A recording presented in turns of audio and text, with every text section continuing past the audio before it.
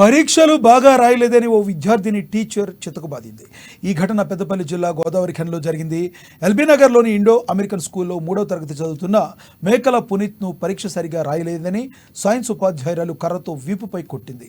విద్యార్థి వీపుపై వాతలు పడ్డాయి. ఈ విషయాన్ని పునీత్ తల్లిదండ్రులకు చెప్పాడు. దీంతో పునీత్ కుటుంబ సభ్యులు, విద్యార్థి సంఘాల నాయకులు స్కూల్ ముందు ఆందోళనకు దిగారు. ఉపాధ్యాయురాలపై చర్యలు తీసుకోవాలని డిమాండ్ చేశారు. గతంలో నెల రోజుల క్రితం ఆర్ఎఫ్సిఎల్లోని శ్రీ చైతన్య స్కూల్లో 7వ తరగతి చదువుతున్న ఓ విద్యార్థిని టీచర్ చితకబాదడంతో ఆసుపత్రి పాలయ్యాడు. నా పేరు పునీత్, థర్డ్ క్లాస్. నేను బుక్స్ సైన్స్ టీచర్ కొట్టింది. రేపు ఇంకో పిల్లలు కొడితే ఎందుకు ఇట్లా కొట్టాలి?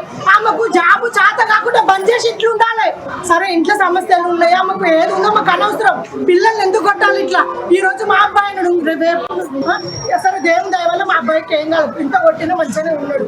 రేపు కళ్ళు తిరిగి పడిపోతాడు, ఇంకేమన్నా బాగా టెన్షన్కి హార్ట్ అటాక్ వచ్చినాయి. ఇప్పుడు పిల్లలు ఎట్లున్నారు? అయితే ఎవరి బాధ్యత? నిన్న మధ్యాహ్నం ఎగ్జామ్ రాస్తుంటే సైన్స్ టీచర్ అది దారుణంగా కొట్టడం జరిగింది.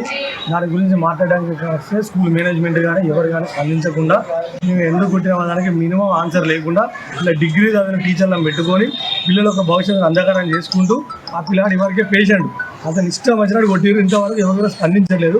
దీన్ని కలెక్టర్ దృష్టికి తీసుకుపోయినా, దీన్ని కలెక్టర్ దృష్టికి తీసుకుపోయినా అతను తొందరగా అధికార యంత్రాంగం పంపిస్తున్నానని చెప్పాడు.